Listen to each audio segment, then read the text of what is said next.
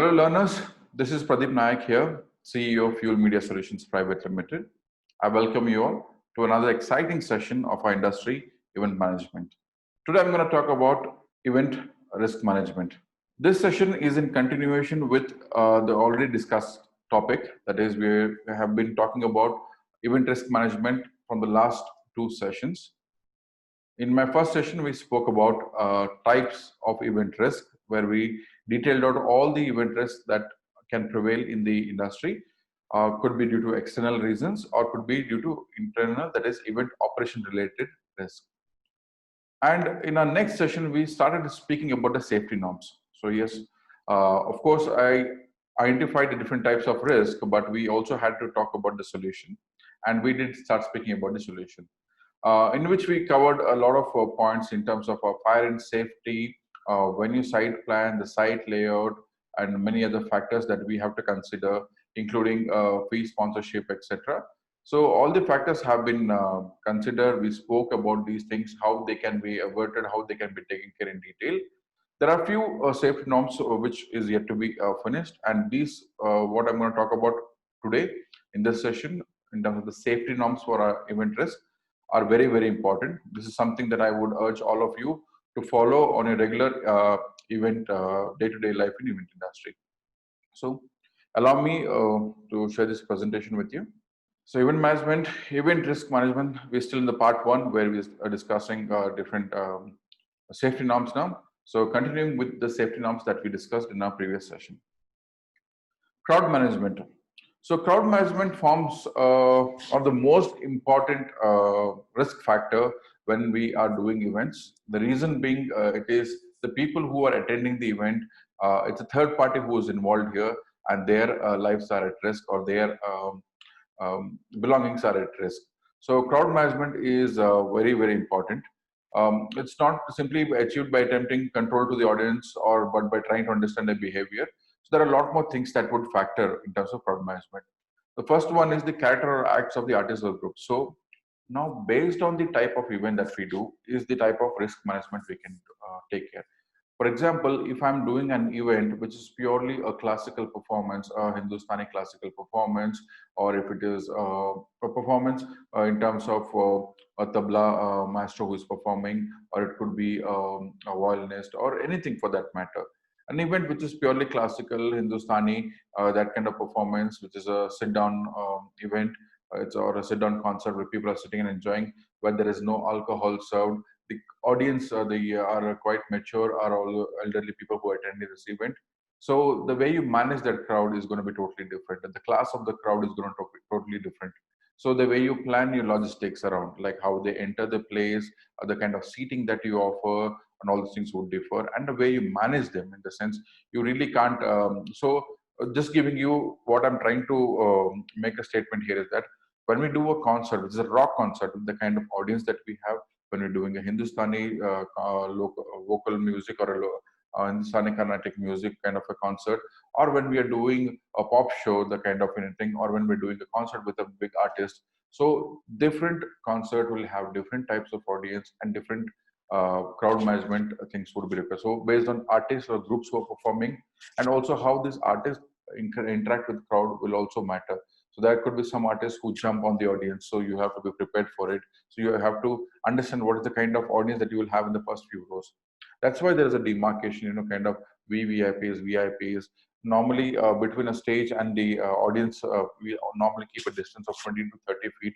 That's a basic that we have to follow. So that is what. So we'll have to define the kind of artist who's attending and doing the show, and based on that, we'll have to plan how do we manage the crowd. The audience profile, as I rightly mentioned in the previous statement, the profile. So when we have a Hindustani classical music, the kind of audience who attend to that.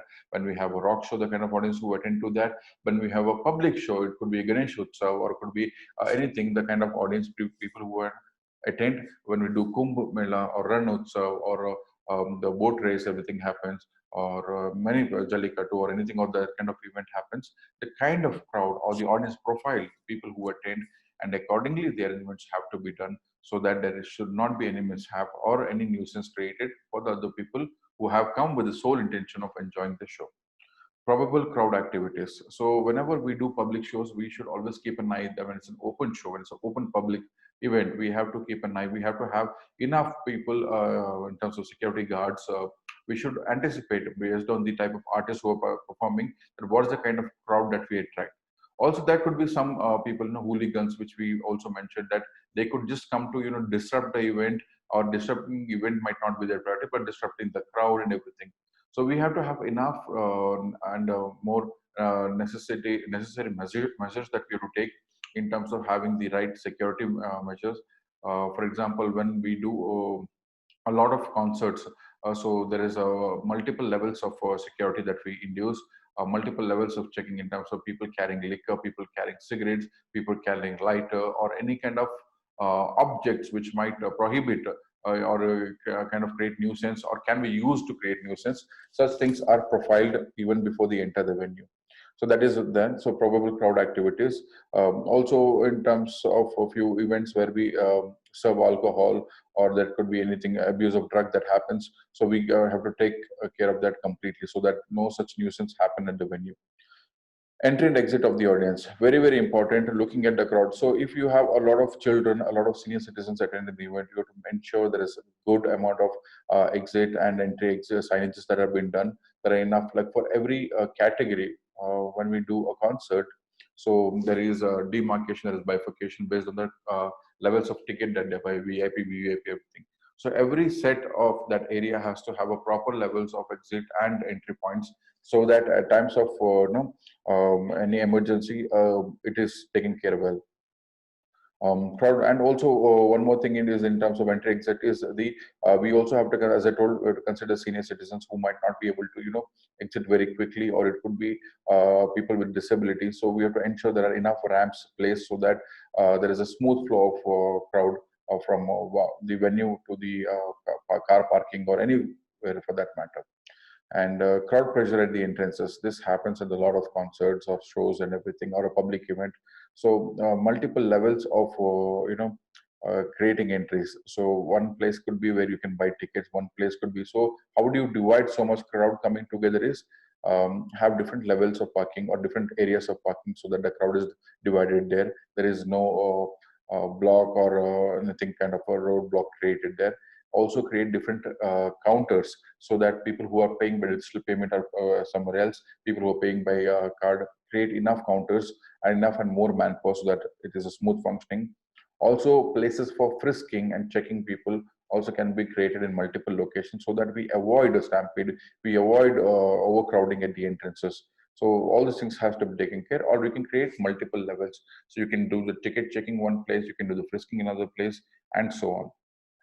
Admission policies, which normally is clearly mentioned on the tickets or the event details that has been provided much before the event. So nowadays, people, all the big shows or any event for that matter, we ensure that we put it up on our website or on the ticketing platform, that how where the parking happens, if there is a parking or not, or how will people have to travel. Mostly at times we also tie up with the travel partners, could be Ola, Uber, or these people who will facilitate the travel management. So admission policies at the venue also we have to be very clear. Depends upon the type of event that we do.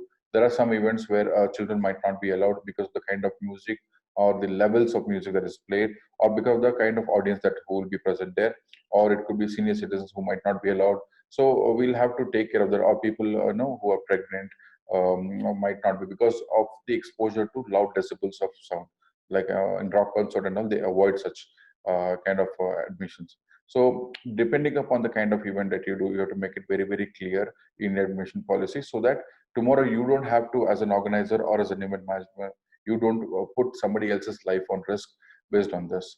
Police involvement, of course, any event which is into a concert, public event, or any kind of event, as long as it is a conference or a business conference happening within a hotel premise or a five-star property, rest all the kind of events you will have to ensure you take police permission, you keep them informed.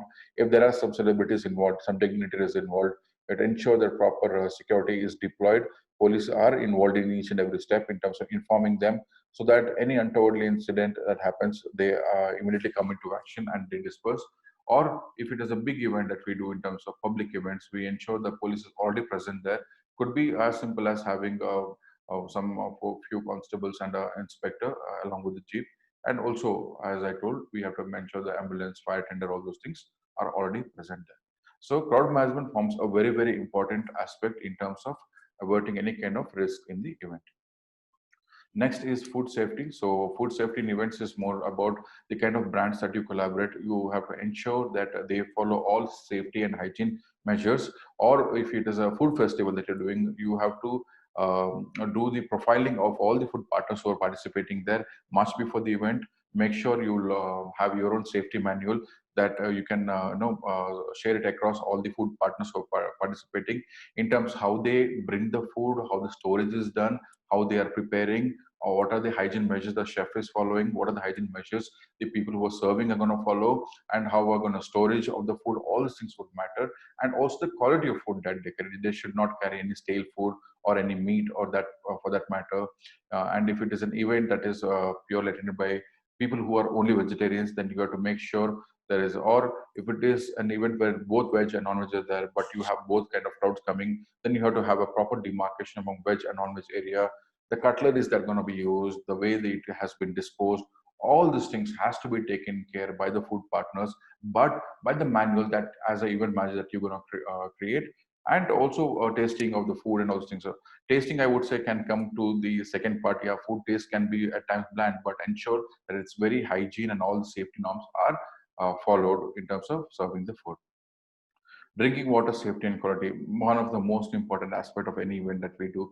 Nowadays what has happened is that we have started adapting a policy where we convince our clients, or most of our events that we produce, we try and avoid plastic bottles of water, because would it's just adding to the the amount of wastage that is already there in the world. So we try avoiding, plastic water bottles. So what we have done is that every event we brand, we give the attendees, the delegates, branded bottles, glass bottles, and we create a lot of refill stations across the venue. Again, the refill stations are all, again, it could be Bisleri, Baileys, or Kinley, reputed brands who have certain certification and accreditation to give safe drinking water. We ensure refilling stations are kept within the accessible limits so that people don't have to move much, and they refill that, so that we avoid. So there are a few events that we do which has around 5 to 10,000 people attending. Just imagine if every person saves 2 bottles of water in an event itself, we save 20,000 plastic bottles. So imagine if thousands of events adapt to the same technology, what impact it can create. So this is something that we are looking, but every event you have to ensure that whether they are giving them bottles, or at least create refill stations, and then have some paper cup or recyclable options in terms of proper water consumption. Next, we're going to talk about alcohol and bar areas. Not many events have this option, so but yes, a few events where we have alcohol and consumption as a part of it. Could be some conferences, or could be some concerts in which someone has alcohol consumption. Ensure that proper licenses are taken. Could be a day license. If you're doing an event in a property which already has license, it will be a lot more easier. But you're doing an event in an open ground or in a secluded location where there is no license or something, ensure you speak to your local authorities. Ensure you speak to the excise department. Secure the permissions much earlier. Don't go or don't rush into a last minute thing. Nothing works last minute in India. Of course, I'm sure you all know that licenses or any kind of permissions last minute is more of a hassle. So what you have to do is you have to ensure that you apply all these things at least 3 to 4 weeks prior. If you're doing big shows where thousands of people are involved and crores and lakhs of money is involved, so ensure it is done much prior. I would say at least 1 month or 2 months prior. You make sure you take all the licenses. And in terms of serving, ensure you collaborate with good brands. All safety measures have been taken care. There are a lot of glasses that are going to be used. There are enough and more dustbins and everything created, so the glass or whatever the cutleries that has used are properly disposed, not creating any kind of nuisance. The alcohol or the bar areas are situated towards the in the event area. You have to bifurcate where it's going to be situated so that it won't create any kind of nuisance to the event performance. So all these things has to be taken care when you do. So a manual has to be done for that also. Sanitary facilities, very important whenever we are doing an event which is not in a properly constructed venue. like I'm talking about an exhibition center or a hotel. Normally they have all the thing within their building, but when you're doing it in open ground or something, you have to ensure that you have proper sanitary areas created. It has compost pit and everything is done. Today we have a mobile loos and everything for men, for women, and a proper hand wash areas. Everything can be created. Mobile toiletries are present. So, but ensure that it is covered well. It is covered well from all angles. It's covered from top. A proper bifurcation or demarcation has to be done, like men's toilet, women's toilet, and proper supply of water has to be done. You have to ensure that you have enough housekeeping staff present there, so that any refill of water or continuous cleaning of each and every toilet has been done every 1 hour. All these things has to be taken care. Signages, proper signages as to where the restrooms are situated, enough lighting so that there is no problem when you identify the location, and any kind of slippery surfaces, like if it is done outdoor, ensure that enough carpeting or matting is done so that people don't tend to slip, because it might rain at that location, anything can happen. So you have to take care of all these things. And it should be easy access also. You can't have complicated toiletries also. It should be something which people know. If required, you can put some instruction manual outside the toilet restrooms so that people know how to use the mobile toilets, all these things. So you can do that, have enough people around so that they can help. If there is some senior citizens, if there is a ramp or something, if it is a wheelchair movement that has to happen, all these things has to be listed down and considered even before you do your sanitary facility planning in your site layout. Sanitary provision for people with special needs, which I already mentioned. You have to ensure that the toilets, mobile toilets, or anything that for that matter, which has been done, are friendly for disabled people also. There has to be access for wheelchair, or people with special needs can be able to access. So you have to ensure, if in case it's an outdoor location, not able to create that, then ensure that you have enough volunteers that will help these people to reach out to that location, and they are able to use those facilities. Sewage disposal and waste management, very, very, very, very important. A lot of events, what happens is that we finish the event and everything is thrown away. And like, I'm not talking about ourselves, we don't do that. But a lot of outdoor events, like recently we saw in the news that one wedding at Himachal, and they finished the wedding and everything was just thrown at the river banks, and it created some ecological problems there. So we have to be very, very sensitive towards our nature also, whenever we do any kind of an event, not only nature, but to the surroundings, to the neighboring, or to the ecological things, that is, like, could be animals who are there who might eat on those food, and they get um, um, they might die because of that. So we have to take care of that. So proper disposal has to be taken care, whether it is wet waste or is it dry waste, whether it is glassware, whether it is cutlery, whether it is sanitary thing. All has to be separately done. Ensure you have more than enough team who take care of this.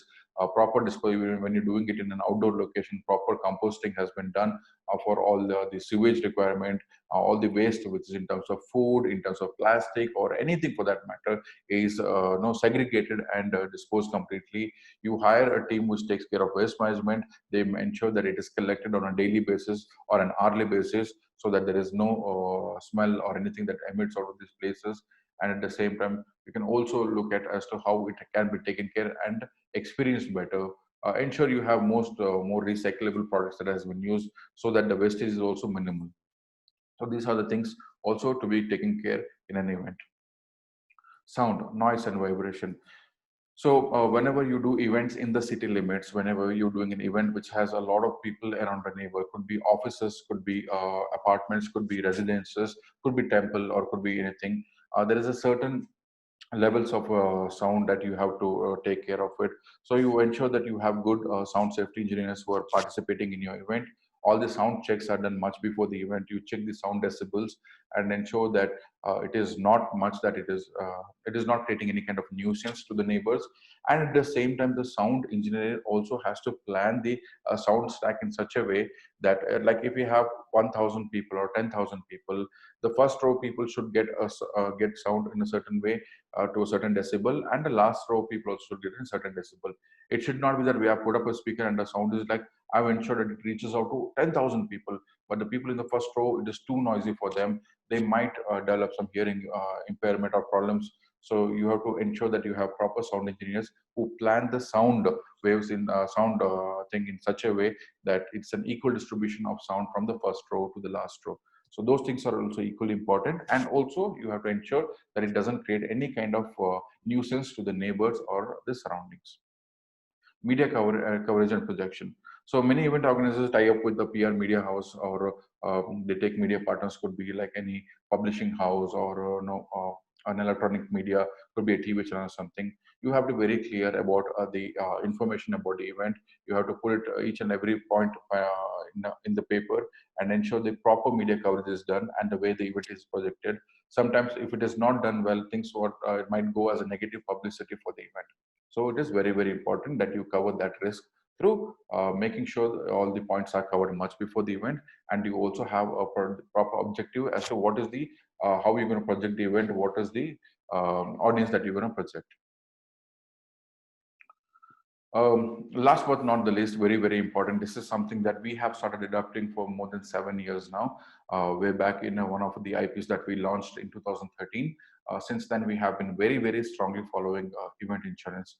Any event that is done as in terms of an IP or a public event, we ensure the insurance is a must. Any kind of concert or a show that we do, we as a company, we as Fuel India, we as Fuel Media Solutions, privately limited, ensure that the event is insured. There are different aspects. What is insurance? So event insurance helps the event organizer to minimize the risk of financial loss due to natural and man-made risk. So see, what happens is that whenever we do a risk, if it is a public event, we plan something 6 months, 8 months, 12 months ahead, and there's a lot of money invested. Now we don't know what is going to happen after 6 months. We don't know actually what is going to happen tomorrow. So forget about predicting something that's going to happen after 6 or 8 months. So we have to be well prepared. So there could be event risk that is not in our hand, which we discussed. Could be disasters like a tsunami or earthquake or anything for that matter happens, or it could be any terrorist attack that happens, or it could be any political thing that happens, which is completely not in our control. So due to that reasons, if an event gets cancelled, or if an event gets damaged, so there will be enough and more insurance cover so that you are not financially hit, because few events are worth crores. So you might have to, like for example, if an event gets cancelled much before the schedule, you might have to refund to the ticket buyers. As depends upon the policy that you have in ticket policy. So you have to have enough and more money to refund that also. So the event insurance will cover that.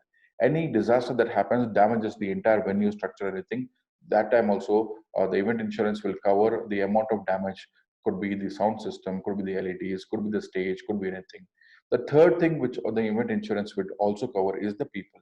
So even in an event, or God forbid, anything goes wrong, people are hurt, people are, there is a loss of life that happens.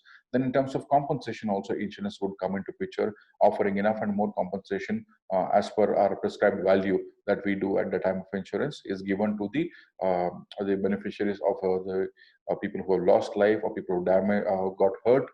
So all these things or their hospital expenses are taken care of.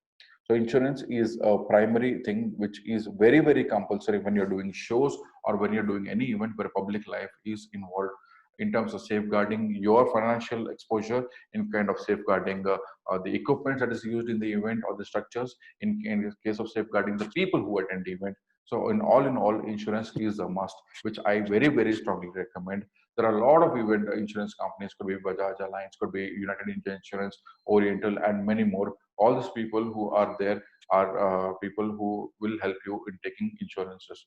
So we can look at that, and that is very, very important. I'm sure as you go further, you'll be able to explore more. Last but not the least, before closing in on the part one of risk management, I will also like to talk about risk management policy. So risk management policy, as I mentioned, in every sector, could be the fire and safety, could be the food safety, could be the insurance, could be the sanitization or the sewage that is going to happen, or could be the site value, everything. So risk management policy is something which is kind of not compulsory yet, but it is something that we as an organization have made it compulsory, or a lot of organizations follow. So you have to have a certain policy drafted in terms of every aspect of performances, could be in terms of finance, could be in terms of operations and everything, so that we, or could be in the venue thing. So based on the event organization, a comprehensive risk management manual, I would suggest, should be developed, so that every department follows it by default, and any such instances can be averted by having this manual in hand.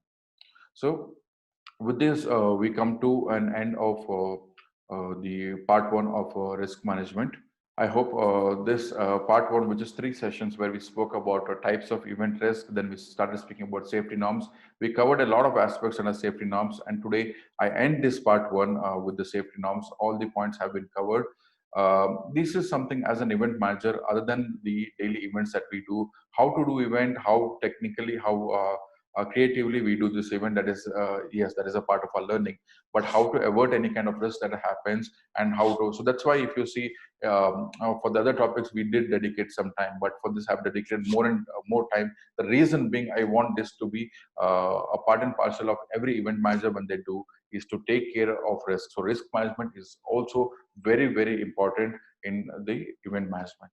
So thank you all. I hope you this session opens up to a lot more ideas for you. Look up on Google, look up on YouTube. You get more information on this, and as you start working, equip yourself with more information. So one last thing before I end here is that how we upgrade our technology every month, every year. In a similar way, the risk management policies also have to be upgraded. You will have to keep yourself updated on the latest risk management policies that are there in the industry, or different vendors, or the different sectors that follow. Keep yourself updated, stay safe, and have a good day. Thank you all.